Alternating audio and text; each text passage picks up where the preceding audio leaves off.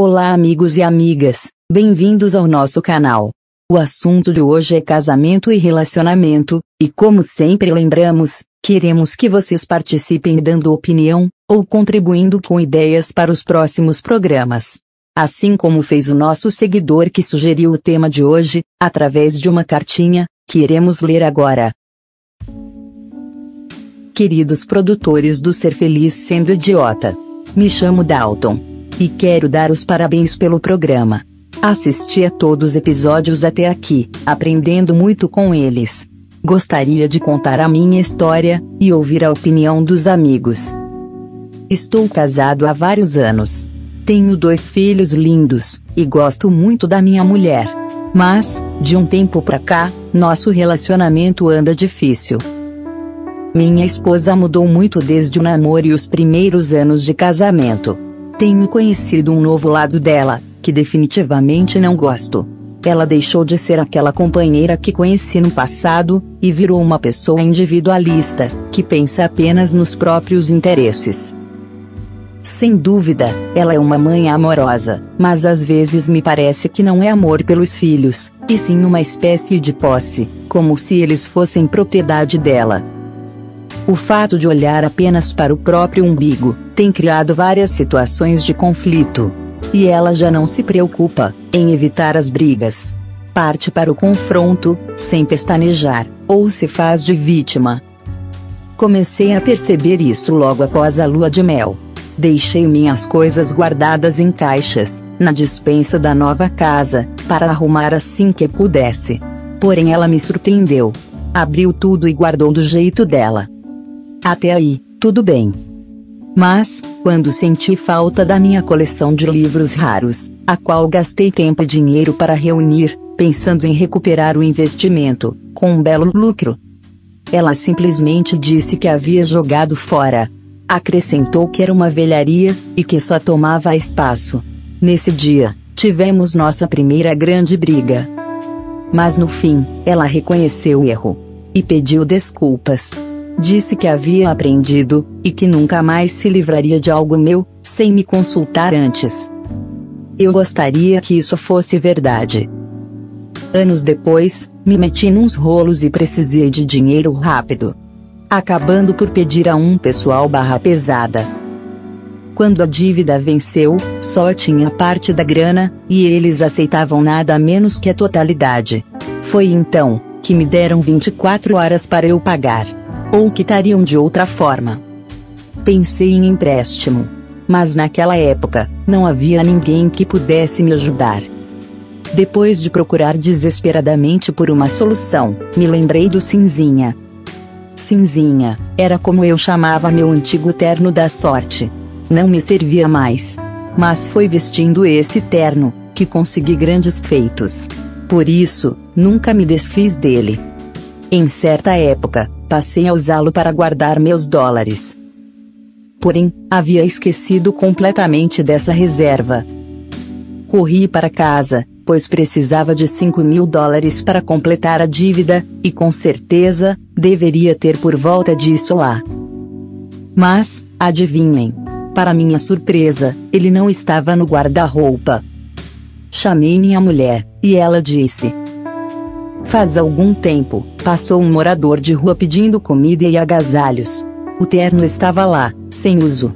Por que não entregar a quem precisa? Você não imagina como o homem ficou feliz. Sim, imagino sim. O tamanho da felicidade do sujeito ao encontrar meus dólares. E não é só isso.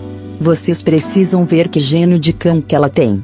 Nunca vê nada de bom nos outros, só nela própria, e na mãe. Tenta jogar meus filhos contra mim. E quando tem um dia ruim no trabalho, chega em casa parecendo o próprio capeta, dando patada pra todo lado. Uma vez ela confessou que faz isso por medo de perder o emprego.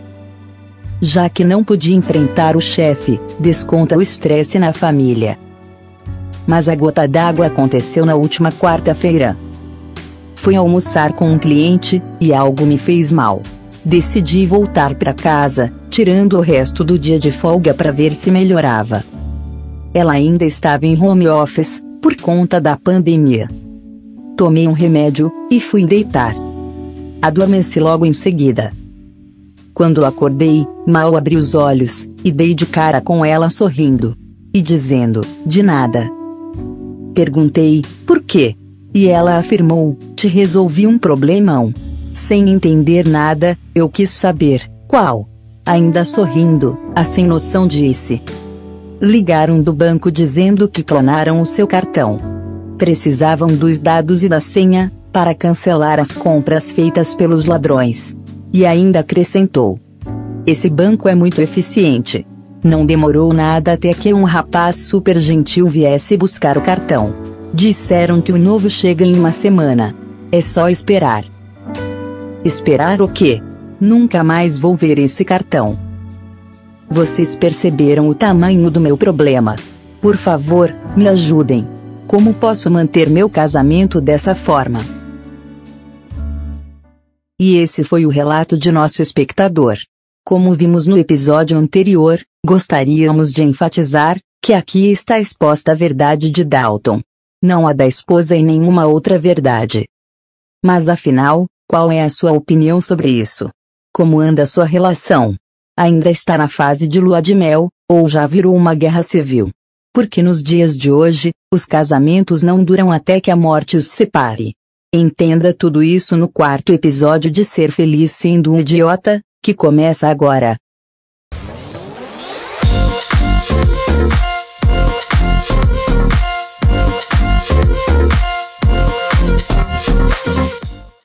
Amigas e amigos, mais uma vez bem-vindos.